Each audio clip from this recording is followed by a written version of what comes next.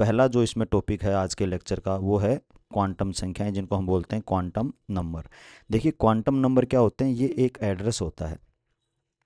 ये क्या होता है, एक एड्रेस होता है जो किसी भी परमाणु में कहाँ पे इलेक्ट्रॉन पाया जाता है, उस इलेक्ट्रॉन की पोजीशन को आइडेंटिफाई करने के लिए एक रिक्वायर्ड सेट ऑफ नंबर्स होते हैं, उन्हें हम बोलते हैं क्वांटम नंबर्स। तो इसी के बारे में हम आज पढ़ रहे हैं। heisenberg के अनिश्चितता के सिद्धांत के अनुसार इलेक्ट्रॉन की स्थिति तथा ऊर्जा का यथार्थ मान एक साथ ज्ञात करना संभव नहीं है, परंतु किसी कक्षक में इलेक्ट्रॉन की दी गई ऊर्जा के लिए उसके पाए जाने की प्रायिकता आसानी से ज्ञात की जा सकती है।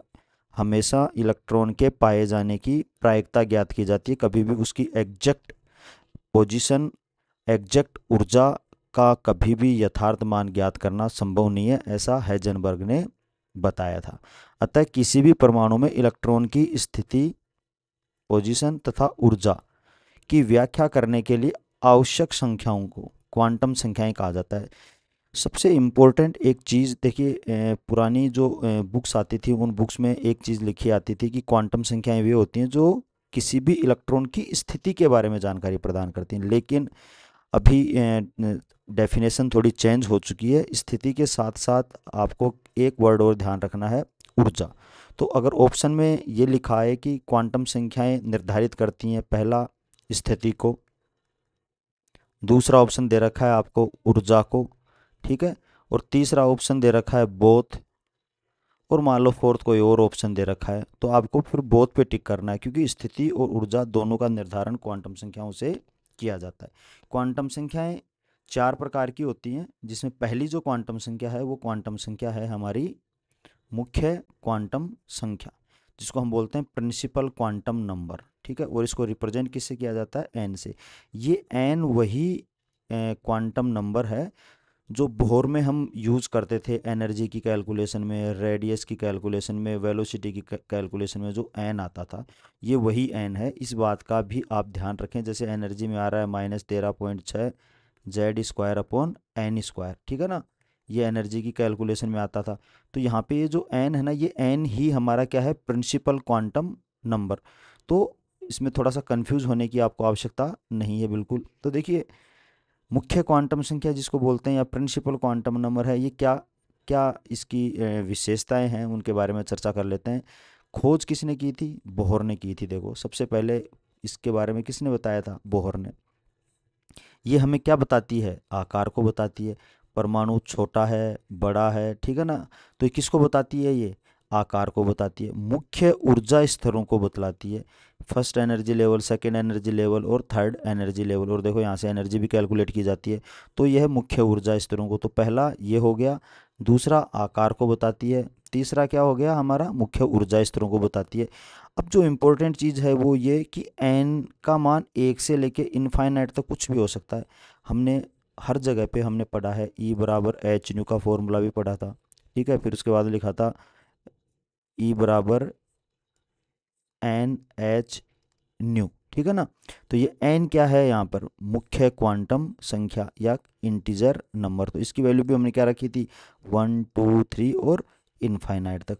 तो एक का जो मान, इस एन का जो मान है वो 1 से लेके इनफाइनाइट तक कोई भी पूर्णांक संभव है, पूर्णांक संख्या हो सकती है।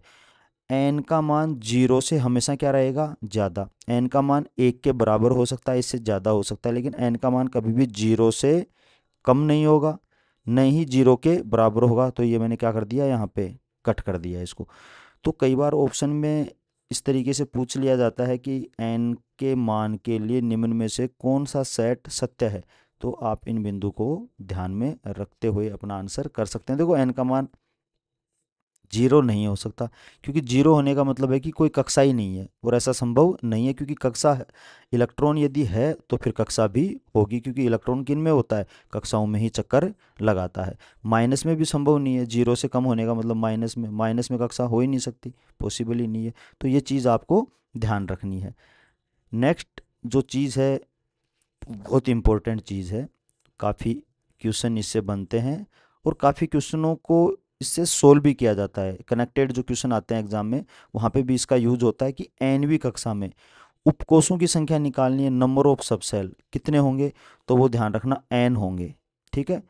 कक्षकों की संख्या निकालनी है तो वो किसके इक्वल होगी, एन स्क्वायर के इक्वल होगी। और इलेक्ट्रॉन की संख्या किससे निकाली जाएगी, 2n² वाले फॉर्मूले से। तो तीन चीज़ें ध्यान रखनी है आपको, एन स्क्वायर और 2n²। देखिए ये बढ़ते हुए क्रम में एक तरीके से, पहले n, फिर n², फिर 2n²। इसको इसी सीक्वेंस में आप याद रखना। मैं आपको सजेस्ट करूँगा कि आप इसकी सीक्वेंस इसी तरीके से रखें, पहले उपकोष आएगा, फिर कक्षक आएंगे, फिर इलेक्ट्रॉन आएंगे। देखो मैं इसको थोड़ा सा आपको समझा देता हूँ ताकि आप भूलोगे नहीं। देखिए क्या होगा, ये न्यूक्लियस है, न्यूक्लियस के बाहर क्या है हमारी, कक्षा, सेल है, ठीक है। क्या है, सेल है, कक्षा है। कक्षा के अंदर क्या होते हैं, कक्षा के अंदर सब सेल होते हैं। क्या होते हैं, सब सेल होते हैं, ठीक है। और सब सेल के अंदर क्या होते हैं, ऑर्बिटल होते हैं। क्या होते हैं, ऑर्बिटल। और ऑर्बिटल में क्या होते हैं, हमारे इलेक्ट्रॉन। तो सेल का जो मान है वो मान तो किसको बता रहा है, एन से, ठीक है ना। सेल का जो मान है वो किससे डिसाइड हो जाएगा, एन से। तो ये तो एन हो गया। उपकोष कितने होंगे, वो इस एन के इक्वली क्या हो जाएंगे, हमारे उपकोष।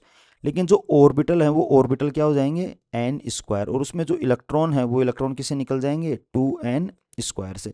तो आपको ये सीक्वेंस याद रखनी है, ये सब सेल के लिए, ये ऑर्बिटल के लिए, और फिर ऑर्बिटल में क्या होते हैं, इलेक्ट्रॉन, तो ये इलेक्ट्रॉन के लिए। तो इस तरीके की एक सीक्वेंस आपको ध्यान में रखनी है और उसके आधार पे आपको क्या करना है, अपना आंसर निकालना है। अब ऊपर जो ये जो तीन फॉर्मूले बताएं, इन तीन फॉर्मूलों को हम जस्टिफाई करेंगे, मतलब किस तरीके से ये वैल्यू कैलकुलेट की जाएगी। देखिए जैसे कक्षा का मान दे रखा है हमें यहाँ पर, ठीक है ना। किसका मान दे रखा है, कक्षा का मान दे रखा है। कक्षा का मान कितना दे रखा है, n1 = 1। उपकोषों की संख्या कितनी होगी, 1। तो देखो n = यदि 1 है तो उपकोष कितना होगा, 1। अब इसको याद रखने का तरीका है कि जब हम इलेक्ट्रॉनिक कॉन्फ़िगरेशन लिख बना, अभी बताऊंगा मैं आपको इलेक्ट्रॉनिक कॉन्फ़िगरेशन, लेकिन फिर भी आपको थोड़ा बहुत आइडिया, अपन लिखते हैं 1s2, ठीक है, 1s1, इस तरीके से लिखते नहीं लिखते, ठीक है ना। फिर उसके बाद में लिखते हैं अपन 2s2, 2p6, इस तरीके से इलेक्ट्रॉनिक कॉन्फ़िगरेशन। तो 1s जब लिखा जाता है तो वो किसके लिए लिखा जाता है, n = 1 के लिए, ठीक है ना। तो सब सेल की वैल्यू कितनी हो गई, 1, इसके इक्वल ही होती है इसकी वैल्यू। अब देखिए जब सब सेल आ गया तो उसके अंदर ऑर्बिटल कितने होंगे, तो 1 है तो 1 का स्क्वायर 1। तो देखो एस में एक ही ऑर्बिटल होता है, एस उपकोष में एक ही ऑर्बिटल होता है। उसमें इलेक्ट्रॉन कितने आते हैं, उसमें 2 इलेक्ट्रॉन आ सकते हैं। तो इस फॉर्मूले से निकाल लिया, 2 × 1 का स्क्वायर = 2। तो यहाँ पे कितने इलेक्ट्रॉन आ गए, 2 इलेक्ट्रॉन आ गए। अब देखिए नेक्स्ट वाले के अंदर देखो आप, यदि n की वैल्यू 2 है तो देखो 2s हो सकता है, 2p हो सकता है। देखो मैंने बताया ना आपको, 1s2, 2s2, 2p6, ठीक है ना। तो देखो 2 में कितने आ रहे हैं, 2, 2s और 2p। तो यहाँ पे 2s आ सकता है, 2p। तो सब सेल कितने हो जाएंगे, 2s और p, 2 सब सेल हो जाएंगे। अब उनमें ऑर्बिटल की संख्या निकालनी है। तो देखो s में ऑर्बिटल कितना होता है, 1। p में ऑर्बिटल कितने होते हैं, 3, 1, 2 और 3। तो टोटल कितने हो गए, 4। इसका फॉर्मूला क्या है, 2²। n का स्क्वायर करके निकालोगे तो यहाँ पे 2, 2 का स्क्वायर 4।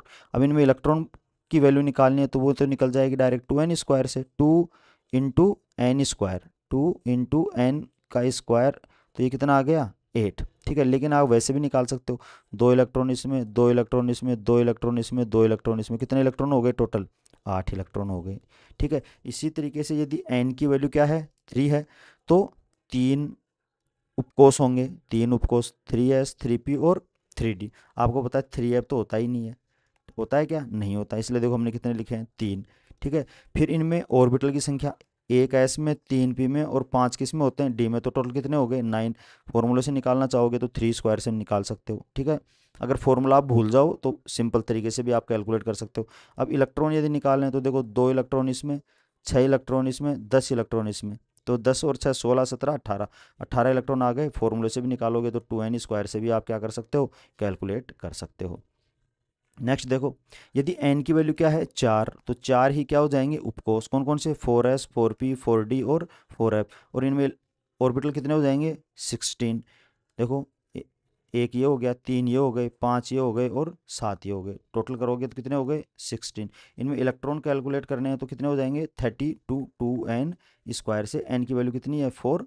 ठीक है, तो उससे कितना आ जाएगा? 32। वैसे नहीं निकालना चाहे तो वैसे निकाल सकते हो, 2 इसमें 6 इसमें 10 और इसमें 14 ऐड कर लो, कितने आ जाएंगे? 32। ठीक है, तो इस तरीके से भी आप निकाल सकते हो।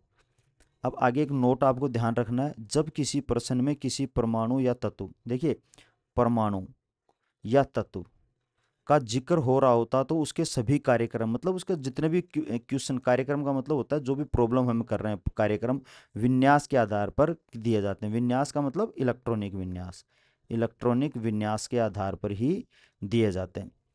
ये बहुत ही इम्पोर्टेंट कॉन्सेप्ट है, बहुत ही इम्पोर्टेंट। देखो स्टार लगा रखे हैं मैंने 3 3, जिन भी क्वेश्चनों के मैं स्टार लगा देता हूँ ना, ये समझ लेना वो बहुत इंपॉर्टेंट कॉन्सेप्ट हैं। और देखो किस तरीके से उसमें से एक रोचक क्वेश्चनों का प्रिपेयर किए जा सकते हैं वो मैं आपको बताता हूँ। एग्जाम में भी आए हुए क्वेश्चन है। तो क्वेश्चन नंबर 53 देखिए। देखो अपन अब तक 52 क्वेश्चन कर चुके हैं इस चैप्टर के अंदर, मतलब आपको अलग से प्रॉब्लम शीट देने की ज़रूरत ही नहीं है। कम से कम भी अपन 60 के आसपास हम इसमें क्वेश्चन कर चुके होंगे, और बहुत ही एक्सक्लूसिव ये क्वेश्चन होने वाले हैं एग्जाम की दृष्टि से। तो देखिए क्वेश्चन पढ़िए। यदि मुख्य क्वांटम संख्या, क्वेश्चन को बहुत ध्यान से पढ़ना है, ठीक है। मुख्य क्वांटम संख्या का मतलब ये एन की बात कर रहा है। मुख्य क्वांटम संख्या का मान अधिकतम 4 तक ही संभव हो तो प्रकृति में संभव सभी तत्वों की संख्या ज्ञात करो। यदि मुख्य क्वांटम संख्या का मान अधिकतम 4 तक ही क्या हो सकता है? संभव, तो प्रकृति में संभव सभी तत्वों, किसकी बात कर रहा है ये? सभी तत्वों। पर्टिकुलर तत्व की बात नहीं कर रहा, बल्कि सभी तत्वों की बात कर रहा है, किसी एक तत्व की बात नहीं कर रहा। एक तत्व की बात नहीं कर रहा, ये बात कर रहा है सभी तत्वों की। तो एक चीज तो आपको ये ध्यान रखनी है, सभी तत्वों की क्या कर रहा है? ये बात कर रहा है। तो कौन सा आंसर हो सकता है? सभी तत्वों की संख्या हमें क्या करनी है? कैलकुलेट। देखो सभी तत्वों की संख्या किससे कैलकुलेट हो सकती है? या तो जेड की वैल्यू आ जाए हमारे पास में, ठीक है, या फिर किसकी वैल्यू आ जाए? इलेक्ट्रॉन की। क्योंकि आपको पता है जेड इक्वल टू क्या होता है? इलेक्ट्रॉन। किसी भी परमाणु में जितने प्रोटॉन होते हैं उतने क्या होते हैं? इलेक्ट्रॉन। और प्रोटॉन की संख्या को ही हम क्या बोलते हैं? जेड बोलते हैं। तो देखो किस तरीके से ये कैलकुलेट की जाएगी। तो इलेक्ट्रॉन की जो संख्या निकाली जाती है वो निकाली जाती है 2n स्क्वायर से। लेकिन यदि आप इस n की जगह पे यदि डायरेक्ट ये वाला फॉर्मूला आप यूज कर दो, कौन सा? 2n square. पेन चेंज कर लेते हैं। देखिए 2n स्क्वायर, 2 × n की वैल्यू कितनी है? 4, तो 4 का स्क्वायर। ठीक है, तो ये तो आ गया 2 और ये आ गया आपका 16 और ये कितना हो गया? 32 इलेक्ट्रॉन। ठीक है, तो देखो 32 भी इसमें ऑप्शन है, लेकिन यदि आप इसको टिक करोगे तो ये क्या हो जाएगा आपका? गलत। 32 इसका आंसर नहीं होगा, क्योंकि 32 जो आ रहा है ना, ये पर्टिकुलर एक तत्व के लिए आ रहा है। किसके लिए आ रहा है? एक तत्व के लिए। कि एक तत्व है जिसके n बराबर 4 में कितने इलेक्ट्रॉन प्रेजेंट है। क्योंकि n का मान 1 भी हो सकता है, 2 भी हो सकता है, 3 भी हो सकता है, 4 भी हो सकता है, लेकिन यहाँ पे इलेक्ट्रॉन फिर किस में आएंगे? सिर्फ 4 में ही इलेक्ट्रॉन आएंगे, और वो कितने आ रहे हैं? 32 इलेक्ट्रॉन। लेकिन ये बोल रहा है संभव सभी तत्वों, तो 3 का भी हो सकता है, 2 के लिए भी हो सकता है और 1 के लिए भी हो सकता है। तो अपने को सारे के सारे क्या करने पड़ेंगे? कैलकुलेट करने पड़ेंगे। तो देखो यदि n का मान 1 हो, अधिकतम 4 तक संभव है, तो 1 भी हो सकता है, 2 भी हो सकता है, 3 भी हो सकता है, 4 भी हो सकता है। अगर 1 हो तो कितने इलेक्ट्रॉन आएंगे? 2। 2 हो तो कितने इलेक्ट्रॉन आएंगे? 8। अगर n का मान 3 हो तो कितने आएंगे? 18 इलेक्ट्रॉन। n का मान 4 हो तो कितने आएंगे? 32 इलेक्ट्रॉन। और जब सबको ऐड कर लेंगे तो कितना हो जाएगा हमारे पास में? 16 इलेक्ट्रॉन। तो देखो प्रकृति में सभी संभव तत्व कितने होंगे? 60। तो इसका आंसर कौन सा होगा? ये वाला 60 इसका क्या होगा? राइट आंसर होगा। निकाला हमने 2n स्क्वायर से ही है। ये जो आ रहा है ना, ये जो इलेक्ट्रॉन आ रहे हैं, ये किससे फॉर्मूले से आ रहे हैं? 2n स्क्वायर से आ रहा है। लेकिन हमें सबके लिए निकालना पड़ेगा, सभी संभव तत्वों के लिए। समझ में आ रही है नहीं आ रही बात? तो ये प्रकृति में सभी संभव तत्वों की संख्या कितनी हो जाएगी? 60 हो जाएगी। ये हमारा राइट आंसर होगा। अब देखो अगर मैं आपको सिर्फ ये ऊपर वाला क्वेश्चन नहीं करा देता, तो ऊपर जो मैंने आपको जो पॉइंट लिखा है, ये पॉइंट आपके समझ में नहीं आता। ये वाला पॉइंट देखिए, ये वाला पॉइंट की क्या वैल्यू है। अब देखिए नेक्स्ट क्वेश्चन, अगर इस तरीके का क्वेश्चन, और दोनों क्वेश्चन साथ करवाए। यदि किसी परमाणु में, अब देखो किसकी बात कर रहा है ये? परमाणु की। किसी परमाणु में मतलब फिक्स कर दिया। अब हमें सिर्फ एक परमाणु की ही बात करनी है। मुख्य क्वांटम संख्या का अधिकतम मान 4 तक ही संभव हो तो उस तत्व में अधिकतम इलेक्ट्रॉन की संख्या क्या होगी। अब इसमें किसी भी प्रकार का कोई कंफ्यूजन नहीं रहेगा। अधिकतम मान कितना है, 4। किसी परमाणु में, एक ही परमाणु के लिए तो अपने को 4 तक इलेक्ट्रॉनिक कॉन्फ़िगरेशन प्रिपेयर करना है। देखो ये आ गया, देखो 1, n बराबर 1, n बराबर 2, n बराबर 3 और n बराबर 4। यहाँ पर रुक जाना है। ये 1, ये 2, ये 3 और ये 4, और इनमें इलेक्ट्रॉन फिल कर दो। सब में आपको पता है, एस में 2 आते हैं, पी में 6 आते हैं और डी में कितने आते हैं, 10 आते हैं। 5 आते हैं, देखो मैंने क्रॉस लगा दिया क्योंकि 5 संभव नहीं है, 4 तक की क्या कर रहा है अपने पास में, ये चर्चा कर रहा है। तो टोटल इलेक्ट्रॉन कितने हो गए, सबको लिख लो, 2 2 6 2 6 10, ठीक है ना। और 2 और 4, ये देखो ये सारे के सारे, ये 6 आ गया, ठीक है। ये इसकी वजह से ये 2 आ गया, डी की वजह से 10 आ गया, पी की वजह से 6 आ गया, ये 2 आ गया, ये 6 आ गया, ठीक है। ये अगेन 2 आ गया और ये इसकी वजह से क्या आ गया, 2, और सबको ऐड करोगे तो कितना आ गया, 36। तो आंसर कितना आएगा हमारा, 36। तो इस तरीके से आपको एग्जाम के अंदर क्वेश्चन पूछे जा सकते हैं, ठीक है। तो ये चीज़ है एक फॉर्म में, तो ये चीज़ है हमारी। तो आपको ये चीज़ ध्यान में रखनी है कि 5 आते अपने को रुक जाना है और इलेक्ट्रॉन क्या कर लेने हैं, कैलकुलेट करने हैं। तो इसका आंसर कितना आ गया, 36। इस बात का आपको क्या रखना है, ध्यान रखना है। इलेक्ट्रॉनिक कॉन्फ़िगरेशन से अपने को इसको सोल्व करना है। अब देखिए नेक्स्ट क्वेश्चन है कि कैल्शियम परमाणु में n=4 वाले इलेक्ट्रॉन की संख्या क्या होगी। कैल्शियम परमाणु में पर्टिकुलर तत्व की बात कर रहा है और वो भी n=4 में ही। अब यहाँ पे 1 2 3 का कोई चक्कर नहीं है, सीधी सी बात कर रहा है, किसके लिए, 4 के लिए। तो देखिए वही कैल्शियम परमाणु, इसका इलेक्ट्रॉनिक कॉन्फ़िगरेशन लिखना मैं आपको बता दूंगा अभी इसी चैप्टर के अंदर।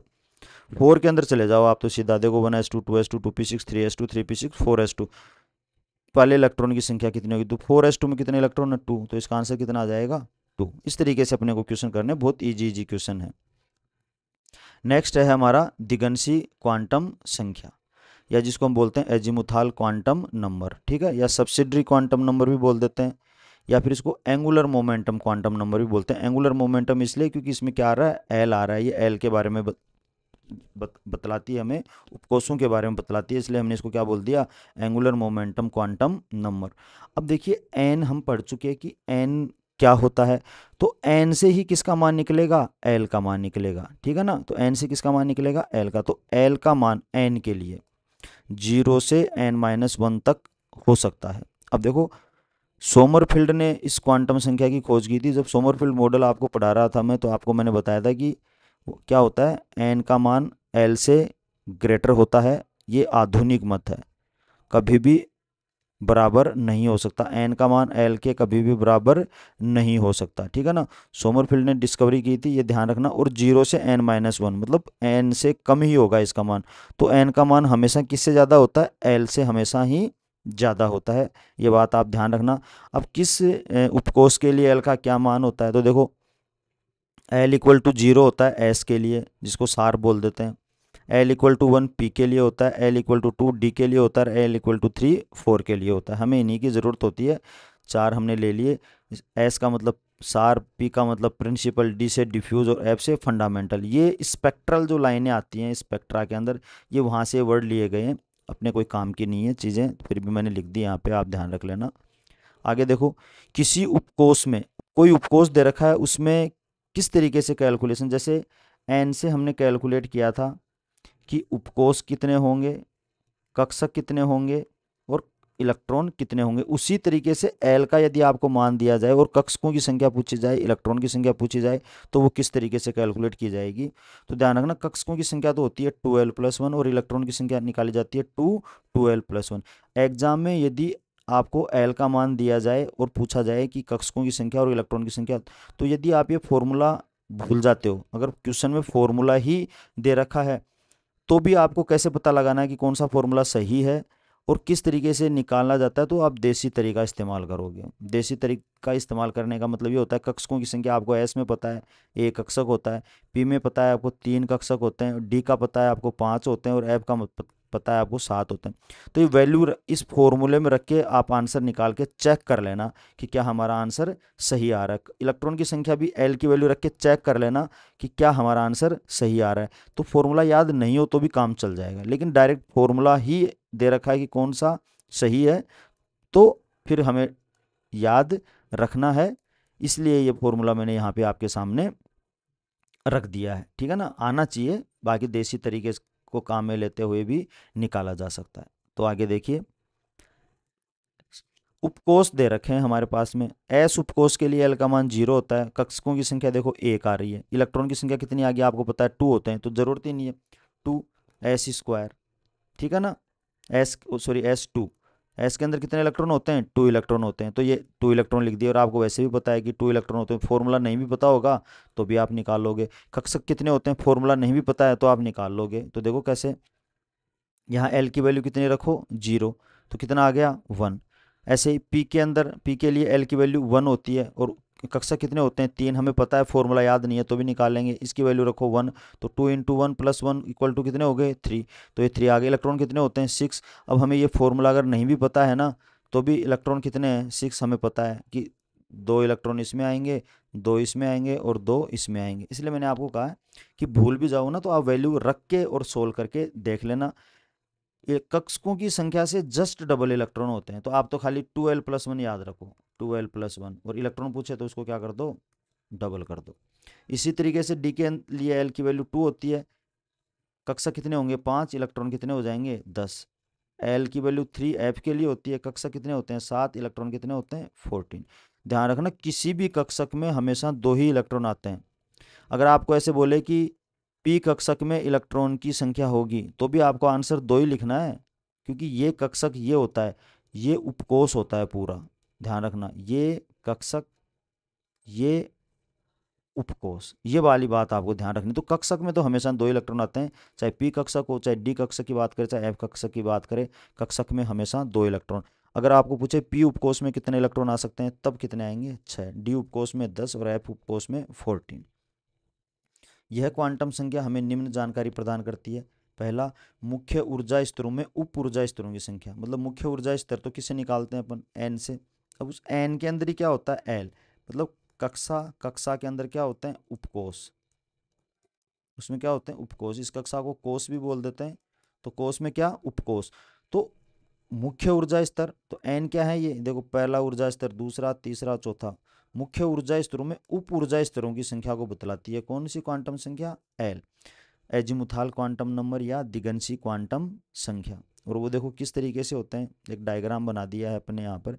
n=1 के अंदर एक उपकोष, n=2 के अंदर 2 उपकोष 2s और 2p, n=3 में 3 उपकोष s p और d। ठीक है ना, तो 3 है तो 3s 3p 3d, 4 है तो 4s 4p 4d और 4f। तो देखो इसमें 4 उपकोष हो गए, इसमें 3 उपकोष, इसमें 2 उपकोष और 1 उपकोष। इस तरीके से आपको ध्यान रखना है। ऊर्जा का क्रम क्या होता है, एस पी डी एफ की ऊर्जा का क्रम क्या होता है, आप देखो इसको रटने की जरूरत नहीं है।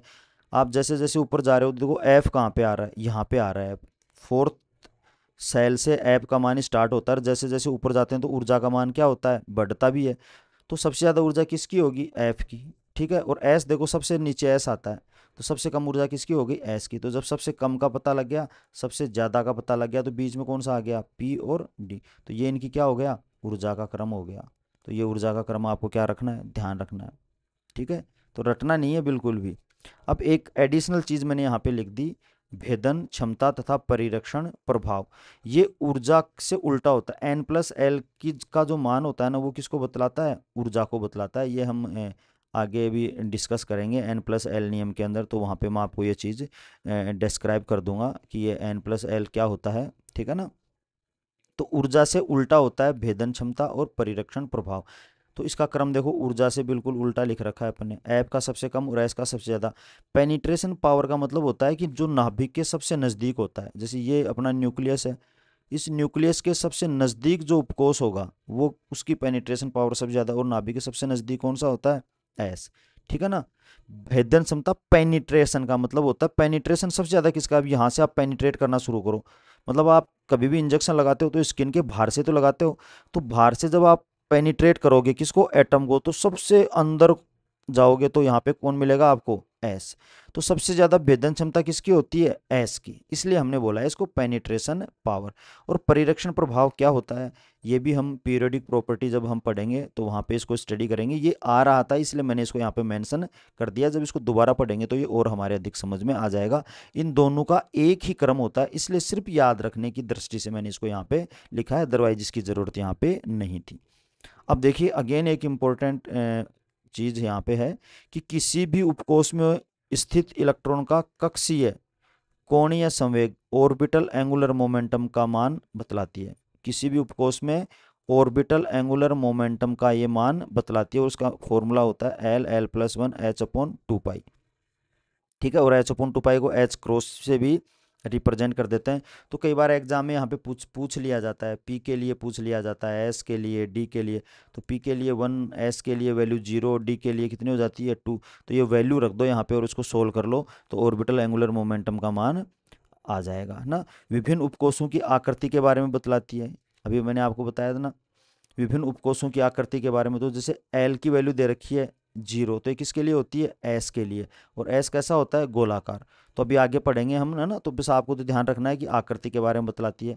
किसी भी उपकोष में स्थित इलेक्ट्रॉन का कक्षीय कोणीय संवेग n पर निर्भर नहीं करता।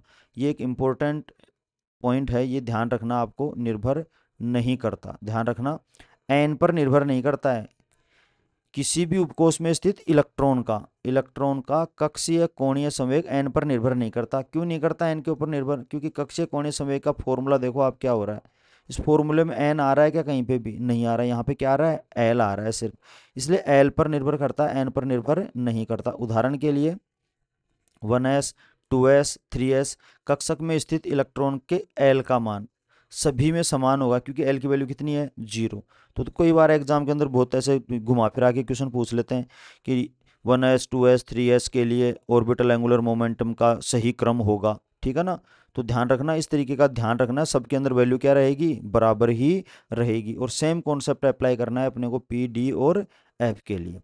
अब देखो एक अलग क्वेश्चन 56 वाला, क्लोरीन परमाणु की चर्चा चल रही है। क्लोरीन परमाणु में L=0 वाले इलेक्ट्रॉन की संख्या क्या होगी? L=1 वाले इलेक्ट्रॉन की संख्या क्या होगी? N=3 तथा L=0 वाले इलेक्ट्रॉन की संख्या क्या होगी? किसकी बात कर रहा है ये? क्लोरीन परमाणु की बात कर रहा है। तो क्लोरीन परमाणु आते ही सबसे पहले इलेक्ट्रॉनिक कॉन्फ़िगरेशन, जो कुछ इस तरीके के क्वेश्चन आते ही सबसे पहले इलेक्ट्रॉनिक विन्यास लिख लिया करो आप, तो ठीक है ना। क्लोरीन का इलेक्ट्रॉनिक विन्यास लिख लिया, ये इसका क्या हो गया? इलेक्ट्रॉनिक विन्यास। अब ये बोल रहा है कि L=0 वाले इलेक्ट्रॉन की संख्या क्या होगी? L=0 किसके लिए होता है? S के लिए। तो यहाँ देख लो, L=0 इसके लिए, L=0 इसके लिए, L=0 इसके लिए। तो कितने इलेक्ट्रॉन हो गए टोटल? 6। ठीक है, तो पहले का आंसर कितना आ गया हमारा? 6। इस तरीके से निकालना है। L=1 वाले इलेक्ट्रॉन की संख्या, तो L=1 किसके लिए होता है? P के लिए। तो यहाँ देख लो, P के लिए ये रहा L=1, और कौन सा है? P, एक ये रहा L=1। तो इनके इलेक्ट्रॉन है, वो इलेक्ट्रॉन क्या कर लो? काउंट कर लो। तो 6 और 5 कितने हो गए? 11। तो इसका आंसर कितना आ जाएगा? 11। अब बोल रहा है कि N=3 और L=0। तो N=3 में चले जाओ, ये देखो N=3 ये रहा। लेकिन L=0, तो L=0 किसके लिए? S के लिए। तो यहाँ पे आंसर कितना आ जाएगा? 2। तो इसका आंसर कितना आ जाएगा? 2। इस तरीके से आपको क्वेश्चन सोल्व करने हैं। नेक्स्ट क्वेश्चन देखो, N=3 में इलेक्ट्रॉन का कोणीय संवेग याद करो। कोणीय संवेग, अब देखिए ये वाला क्वेश्चन आते ही देखो n का जो मान कितना दे रखा है? 3। अब हमारे पास जो फॉर्मूला है ना, L+1 h/2π, ये वाले फॉर्मूले में तो L आता है और L इसमें दे नहीं रखा, तो फिर किसे निकालेंगे? कोणीय संवेग का देखो एक फॉर्मूला बोर ने बताया था, कक्षीय कोणीय संवेग mvr h/2π का पूर्ण गुणज होता है। तो ये वहां से निकलेगा, n की वैल्यू आ गई 3, ये 3 यहाँ रख दो, तो कितना आ गया? 3h cross. तो ये इंपॉर्टेंट है, इसको ध्यान में आपको रखना है। अब d इलेक्ट्रॉन का कोणीय संवेग याद करो। अब d इलेक्ट्रॉन दे रखा है, यहाँ n दे रखा है क्या? नहीं दे रखा। तो d इलेक्ट्रॉन के लिए L की वैल्यू कितनी होती है? 2। तो यहाँ 2 रख दो L की जगह पे, और अपना आंसर क्या आएगा? √6h/π। ठीक है। नेक्स्ट है हमारे पास में N+L नियम। ये N+L नियम ऊर्जा को बताता है, ठीक है ना। N हमने पढ़ लिया, L हमने पढ़ लिया। तो देखो क्या होता है, इस नियम की सहायता से किसी कक्षा में उपकोषों की ऊर्जा का मान ज्ञात किया जा सकता है। और ऊर्जा मैं आपको बता चुका हूँ कि एस की सबसे कम पी, फिर डी और फिर एफ, ये क्या होती है ऊर्जा, और ये निकलती है एन प्लस एल से ही निकलती है। तो ऊर्जा का मान किस तरीके से निकाला जाता है, जैसे मान लो पर्टिकुलर यदि बात की जाए किसकी, एन इक्वल टू 4 की, तो 4s 4p 4d और 4f, इनके लिए एन प्लस एल की वैल्यू निकालो। एन की वैल्यू 4, एस के लिए एल की वैल्यू 0, एन की वैल्यू 4 है, पी की वैल्यू पी उस एल की वैल्यू क्या है 1 है, और एन की वैल्यू कितना है 4, और डी के लिए एल की वैल्यू 2, एफ के लिए एन की वैल्यू 4 और एल की वैल्यू 3। तो देखो इसके लिए 4 5 6 और 7, तो जो एनर्जी का ऑर्डर है वो क्या हो गया 4s 4p 4d और 4f। तो ऊर्जा is proportional to N plus L का मान। अब देखो N plus L equal to 4 हो तो इसमें उपकोषों की संख्या ज्ञात करो, कक्षकों की संख्या ज्ञात करो और इलेक्ट्रॉन की संख्या ज्ञात करो। This is the hit and trial method. ये यहाँ पे क्वेश्चन को हम सोल्व करेंगे हिट एंड ट्रायल मेथड से, ठीक है ना, कि N plus L equal to 4 रखना है अपने को। तो देखो कैसे इसको सोल्व करना है अपने को, तो मैं आपको बताता हूँ। ये देखो N plus L equal to 4। अब आपको पता है कि एन का मान हमेशा एल से क्या होता है ज़्यादा, और एन का मान कभी भी एल के बराबर नहीं हो सकता। तो देखो एन का मान रखो पहले 4, एल का मान आपको 0 रखोगे तो कितना योग योग हमेशा कितना आना चाहिए 4। अब एन का मान आप 3 रख लो, इसका मान 1 रख सकते हो तो भी योग कितना आ जाएगा 4। अब एन का मान आप अगर 2 रखोगे और एल का मान 2 रखोगे तो भी 4 आ जाएगा। लेकिन देखो एन और एल इक्वल हो गए तो ये संभव नहीं है। अगर इसका मान 1 रखोगे और इसका मान 3 रखोगे तो भी संभव नहीं है, क्योंकि एन की वैल्यू एल से कम नहीं हो सकती। इसके मान अगर 0 रखोगे 0 संभव ही नहीं है, तो ये भी नहीं हो सकती। तो तीनों मैंने क्रॉस कर दिए देखो, तो ये ही संभव है, कितने 2। तो 4 आ गया, और एल की वैल्यू 0 तो किसके लिए है ये 4s के लिए, और एल की वैल्यू 1 है तो ये किसके लिए हो गया 4p के लिए। तो 4s में कितने इलेक्ट्रॉन आते हैं 2 इलेक्ट्रॉन, 4p में कितने इलेक्ट्रॉन आ सकते हैं 6 इलेक्ट्रॉन आ सकते हैं, p में टोटल। तो कितना आ गया इसका आंसर 8 इलेक्ट्रॉन। समझ में आ रही नहीं आ रही बात। तो ये है इसका पहले वाले का आंसर पूछ रहा है, ये उपकोषों की संख्या कितनी होगी, उपकोष कितने हैं 2, कक्षकों की संख्या कितनी होगी 4 होगी, 1 एस का और 3 पी के, और इलेक्ट्रॉन की संख्या कितनी हो गई 8 हो गई। तो ये सीधा देखो सिंपल अपने पास में क्या आ गया आंसर आ गया। तो देखो 2 4 और 8, इस तरीके से अपने को करना है। अनदर एग्जाम्पल, ये मतलब ट्रिक सी बता रहा हूँ आपको मैं, एक ट्रिक आपको इसमें ध्यान रखनी है। N plus L equal to क्या आ रहा है 4, तो आप एस से स्टार्ट कर दो 4s और फिर घटते हुए चले जाओ 4s 3p 2d होता है क्या नहीं होता, बस रुक जाओ वहीं पे 4s 3p 2 हो गए इसके अंदर। फिर आप इजीली फटाफट कैलकुलेट कर लेना, 2 इलेक्ट्रॉन इसके 6 इलेक्ट्रॉन इसके, तो टोटल कितने आ गए 8 इलेक्ट्रॉन। अब जैसे एन प्लस एल की वैल्यू कितनी आ रही है मान लो 6, तो 6 ऐसे शुरू हो जाओ 6 5 4, तो एस पी डी, अब 3f नहीं होता तो बस रुक जाओ वहीं पे। तो 3 उपकोष हो गए, 2 इलेक्ट्रॉन इसके 6 इलेक्ट्रॉन इसके और 10 इलेक्ट्रॉन इसके, तो टोटल कितने इलेक्ट्रॉन हो गए 18। अगर एन प्लस एल की वैल्यू 7 है तो 7s 6x 5d और 4f 3g नहीं होता, तो रुक जाओ वहीं पे, और फिर इसमें इजीली इलेक्ट्रॉन को क्या कर लोगे आप कैलकुलेट कर लोगे। अब देखो क्वेश्चन दे रखा है, यदि N plus L equal to X हो हेतु अधिकतम 18 इलेक्ट्रॉन भरे जा सकते हो तो x का मान ज्ञात करो। तो x का मान क्या होगा, अब n प्लस एल अपने को x दे दिया है यहाँ पर इसने, तो x की ये वैल्यू है वो वैल्यू हमें कैलकुलेट करनी है। तो यहाँ पे बोल रहा है कि अधिकतम 18 इलेक्ट्रॉन ही भरे जा सकते हैं, तो क्या क्या मान हो सकते हैं। अब ये ऑप्शन के आधार पे चेक करना है अपने को, हमें क्वेश्चन को सीधा सोल्व नहीं करना। देखो 3 ही ऑप्शन दे रखे हैं 5 6 और 4, तो n प्लस एल की वैल्यू तो 5 हो सकती है, फिर 6 हो सकती है, फिर 4 हो सकती है। तो फटाफट फटाफट इसको एग्जाम के अंदर क्या करो, जो तरीका बताया उससे कर लो। 5s 4p 3d, इलेक्ट्रॉन को कैलकुलेट कर दो 18 आ गए। 6s 5p 4d इलेक्ट्रॉन लिख के और करो तो 18 आ गए। 4s 3p 2d होता नहीं है इसलिए उसको लिखा ही नहीं है मैंने, है ना, तो 2 और 6 इलेक्ट्रॉन तो 8 इलेक्ट्रॉन। तो कौन से आंसर हो गए अपने, ये भी हो सकता है ये भी हो सकता है। तो देखो बोथ आंसर कर दिया है इसके अंदर। तो इस तरीके से आप एग्जाम में फटाफट सोल्व कर सकते हो। तीसरी क्वांटम संख्या है हमारे पास में चुंबकीय क्वांटम संख्या, इसको बोलते हैं अभिविन्यास क्वांटम संख्या भी इसको हम बोल देते हैं, ठीक है ना।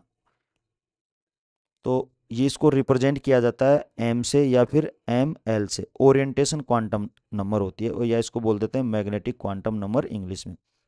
यह क्वांटम संख्या हमें उपकोषों में इलेक्ट्रॉन द्वारा ग्रहण किए अभिविन्यास के बारे में बताती है।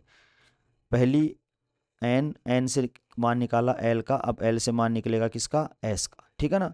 तो क्या क्या ओरिएंटेशन हो सकते हैं उन ओरिएंटेशन के बारे में बताती है, या कक्षकों की संख्या को भी बताती है। जैसे पी के अंदर कितने कक्षक होते हैं 3, एस में कितने कक्षक होते हैं, एक, डी में कितने कक्षक होते हैं, पांच। तो ये भी पता किससे लगता है, मैग्नेटिक क्वांटम नंबर से।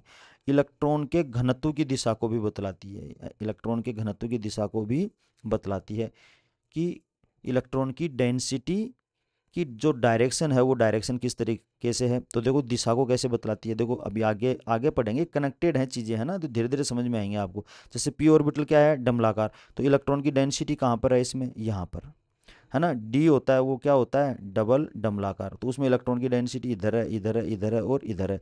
एस कैसा होता है, गोलाकार, तो उसमें पूरे एरिया में क्या है, इलेक्ट्रॉन भरे हुए हैं, तो इलेक्ट्रॉन डेंसिटी गोलाकार शेप के अंदर है। तो ये हमें क्या बताती है, इलेक्ट्रॉन घनत्व की दिशा को बतलाती है। जब कक्षक की बात आती है तो इलेक्ट्रॉन किस में होते हैं, कक्षक में होते हैं, तो वो डेंसिटी भी इसी के साथ में क्या होगी, एसोसिएटेड। इसलिए मैंने बोला कि इलेक्ट्रॉन के घनत्व की दिशा को बतलाती है। अब एम का क्या क्या मान हो सकता है एल के लिए, तो -L से +L तक हो सकता है, शून्य सहित, इसमें जीरो को भी हमें क्या करना है, इंक्लूड करना है। तो एल के मान के लिए एम के अधिकतम मानों की संख्या 2l+1 होती है। देखो ये वही फॉर्मूला आ गया, ऊपर लिखा था अपन ने 2l+1, कक्षकों की संख्या निकाली थी कि नहीं निकाली थी अपन ने इससे।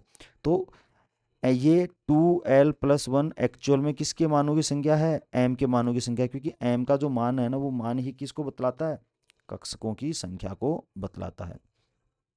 तो देखो अब क्या है, एस कक्षक, पी कक्षक और डी कक्षक। डी के अंदर देखो 5 होते हैं, पी में 3 होते हैं और एस के अंदर क्या होता है, एक। इसके लिए एम की वैल्यू कितनी हो गई, 0। इसके लिए एम की वैल्यू 3 हो सकती हैं, कितनी हो सकती हैं, 3, क्योंकि एस के लिए एल की वैल्यू कितनी होती है, 0। तो एक ही मान होगा इसमें। इसके लिए एल की वैल्यू कितनी होती है, 1, तो इसके 3 मान हो सकते हैं, +1 से -1, 0 सही, तो -1, 0 और +1, तो 3 मान हो जाएंगे। तो देखो 3 मान लिख रखे हैं, 1, 2 और 3। अब ये +1 या -1 हो सकता है, ये -1 या +1 हो सकता है, ऐसा कोई फिक्स नहीं होता। तो ये पी एक्स के लिए भी हो सकता है +1 और -1, पी वाई के लिए -1 और +1 भी हो सकता है, लेकिन जेड के लिए हमेशा क्या मान होगा, एम का 0 ही होगा। लेकिन जब कुछ नहीं कहा जाए तो हमें पी एक्स के लिए हमेशा 1 मानना है और पी वाई के लिए हमेशा माइनस मानना है। ये ऊपर मैंने यहाँ पे लिख दिए। ये पी उपकोष की बात हो गई, इसमें 3 कक्षक होते हैं तो 3 ही क्या हो गए, अभिविन्यास। इसमें एक कक्षक होता है तो एक ही क्या हो गया इसका, अभिविन्यास, एस के लिए। डी कक्ष में 5 कक्षक होते हैं तो 5 अभिविन्यास हो जाएंगे, ठीक है, 1, 2, 3, 4 और 5। अब देखिए,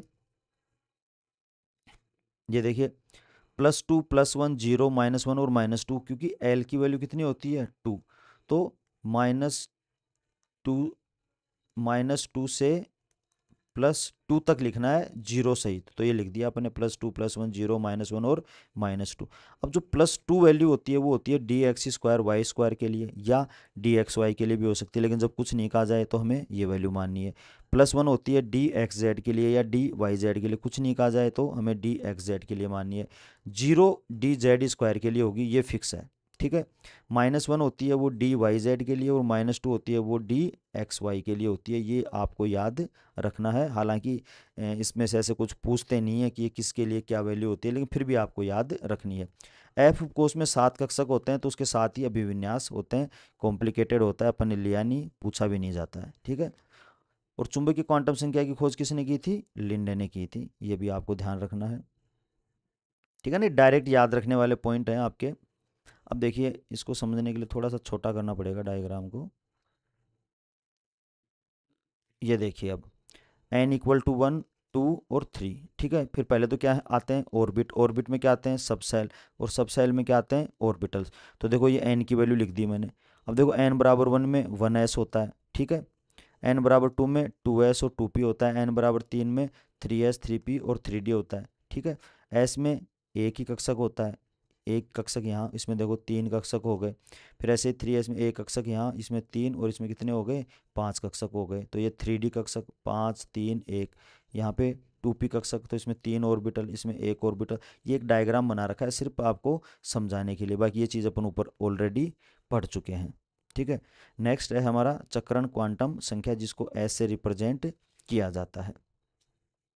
एस का मान +½ या -½ हो सकता है, क्लॉकवाइज या एंटी क्लॉकवाइज, कुछ भी पोजीशन पॉसिबल है किसके लिए, इलेक्ट्रॉन के लिए। तो इस तरीके से दिखा देंगे क्लॉकवाइज को, और एंटी क्लॉकवाइज को इस तरीके से दिखा देंगे। ये एक नोटेशन है इलेक्ट्रॉन को कक्षक में दिखाने का, इस तरीके से दिखाते हैं तो क्लॉकवाइज और ये एंटी क्लॉकवाइज। कौन सा क्लॉकवाइज होगा कौन सा एंटी क्लॉकवाइज इलेक्ट्रॉन, ऐसा कुछ फिक्स नहीं होता है, फिर भी जर्नल कंसिडरेशन के हिसाब से हम इस तरीके से मान लेते हैं। क्लॉकवाइज के लिए प्लस हाफ भी हो सकता है, देखो माइनस हाफ भी हो सकता है, मैंने आपको भी बताया। एंटी क्लॉकवाइज में प्लस माइनस हाफ भी हो सकता है, प्लस हाफ भी हो सकता है, कोई फिक्स नहीं है, लेकिन एक का प्लस होगा हाफ होगा, दूसरे का माइनस हाफ होगा, ये फिक्स है। और चक्रण कोणीय संवेग का मान S S plus one H upon two pi, जैसे L L plus one H upon two pi वाला फॉर्मूला लगा के कैलकुलेट किया था, वैसे ही इसको कैलकुलेट करना है। और यहाँ एस की जो वैल्यू होती है वो प्लस हाफ ही होती है, माइनस में ये पॉसिबल नहीं है, आपको पता है मैथमेटिकल कैलकुलेशन है ये, माइनस की तो संभव नहीं है। तो किसी परमाणु में एस के मानों की कुल संख्या इलेक्ट्रॉन की संख्या के बराबर ही होती है। भाई टोटल एस कितने होंगे, तो टोटल इलेक्ट्रॉन होंगे उतने ही क्या होंगे, एस होंगे। जैसे मान लो 2 इलेक्ट्रॉन है एक ऑर्बिटल के अंदर, तो एस के कितने मान संभव हैं, 2 प्लस हाफ माइनस हाफ, इस तरीके से।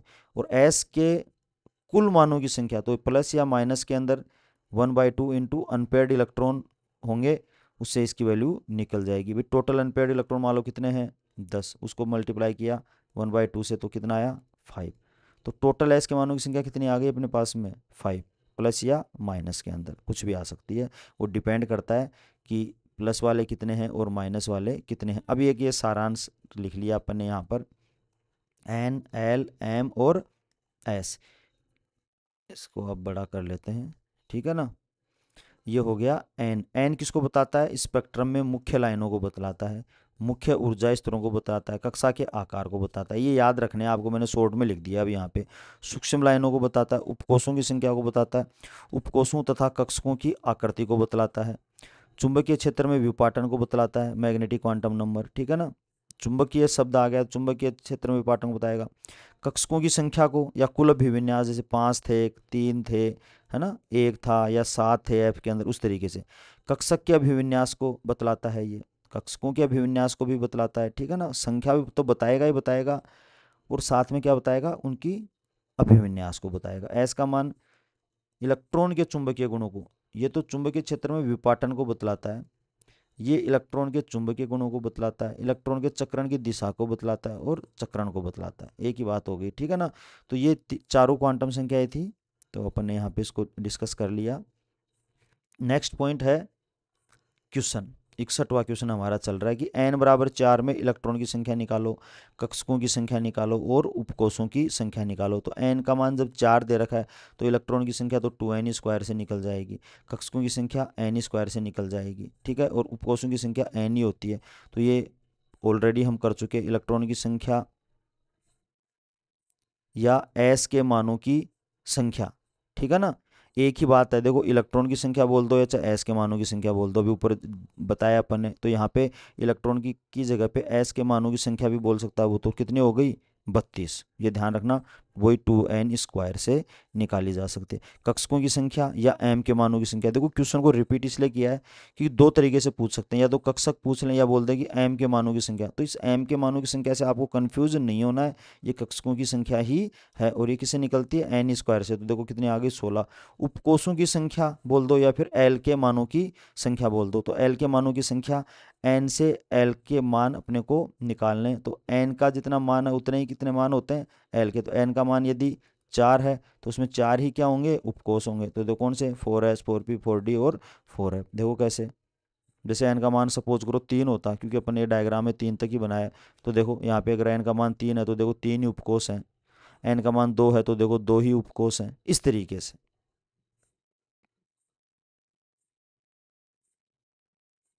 ये हो गया। अब देखो क्वेश्चन नंबर 62, 7n में s के मानों का कुल योग क्या होगा। 7n का मतलब नाइट्रोजन के लिए फिक्स कर दिया इसने, तो नाइट्रोजन का इलेक्ट्रॉनिक विन्यास लिख लो 1s2 2s2 2p3।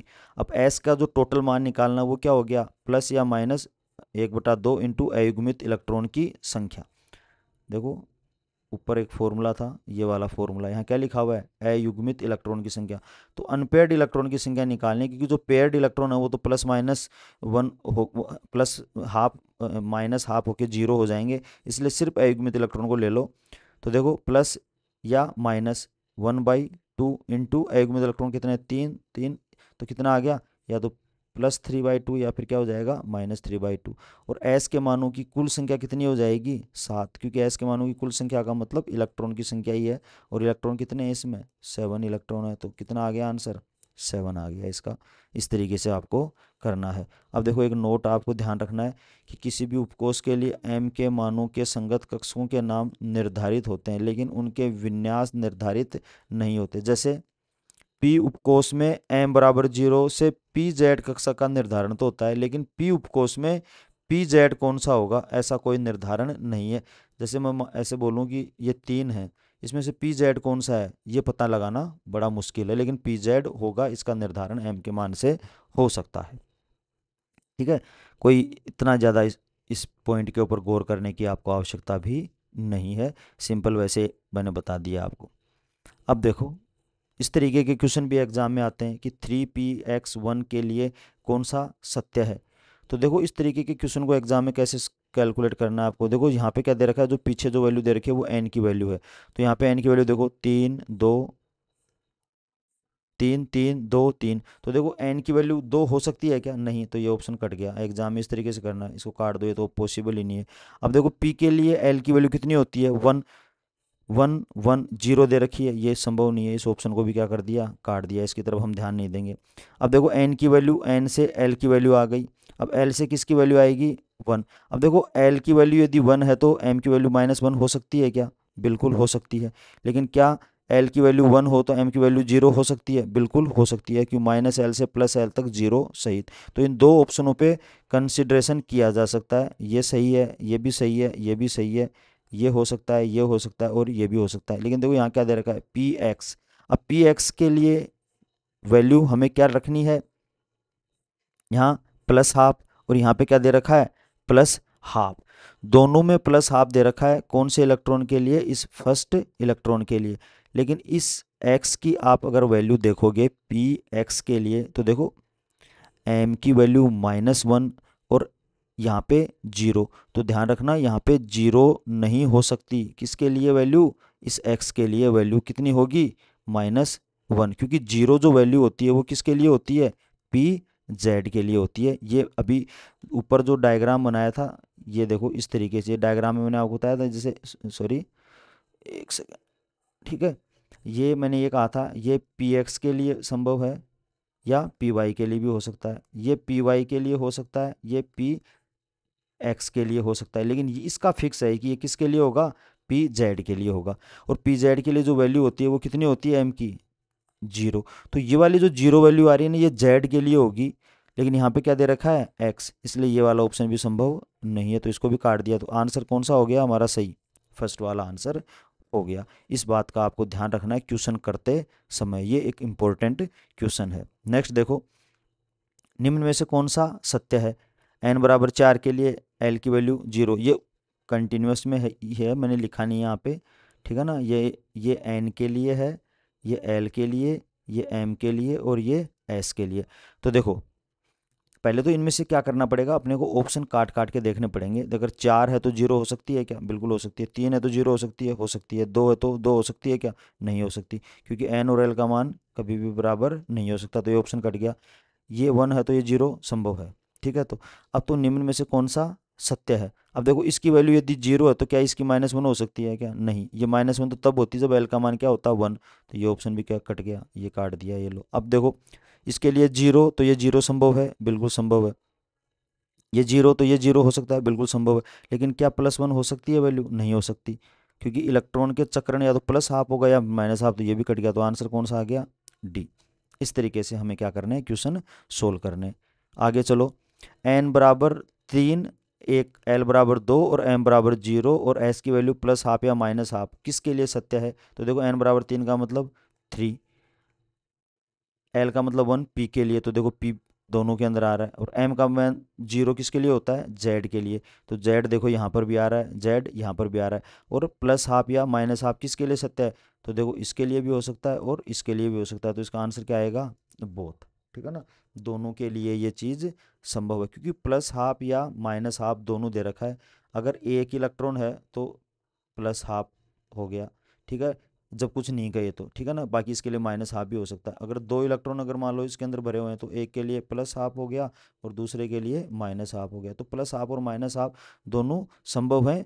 पी बराबर जेड के अंदर एक इलेक्ट्रॉन है उसके लिए भी और जेड में दो इलेक्ट्रॉन हैं तो उनके लिए भी। दोनों इलेक्ट्रॉन अगर भरे हुए हैं तो भी प्लस हाफ या माइनस हाफ सत्य है। तो आंसर क्या आएगा? बोथ। अब निम्न में से कौन सा सत्य है? ये एक अलग टाइप का क्वेश्चन है, इंपॉर्टेंट है, आ सकता है एग्जाम में। ये तरंग फलन है। ऊपर श्रोडिंजर तरंग समीकरण पढ़ी थी, वहां पे हमने तरंग फलन पढ़ा था। तो देखो ये पहली वैल्यू एन को बताती है, दूसरी वैल्यू एल को बताती है और तीसरी वैल्यू एम को बताती है। बस अब आपको पता लग गया कि एन एल और एम में आपस में क्या रिलेशन होता है। तो देखो एन और एल दोनों बराबर हो सकते हैं क्या? नहीं, तो ये गलत हो गया। इसमें दोनों बराबर दे रखे हैं, गलत हो गया। इसमें ये सही हो सकता है, ये सही हो सकता है, लेकिन ये अगर एल की वैल्यू यदि जीरो है तो एम की वैल्यू वन नहीं हो सकती, ये गलत हो गया। तो आंसर कौन सा हो गया हमारा? डी। इस तरीके से हमें क्वेश्चन सोल्व करने हैं। तो एक एग्जांपल मैंने यहाँ पे बता दिया है कि साई इक्वल टू 310 का मतलब हो गया 3 एल की वैल्यू 1 पी के लिए और एम की वैल्यू 0 जेड के लिए। 420 का मतलब 4 2 किसके लिए होती है? डी के लिए एल की वैल्यू, और 0 किसके लिए? Z square. तो ये 4 डी जेड स्क्वायर के लिए हो गया।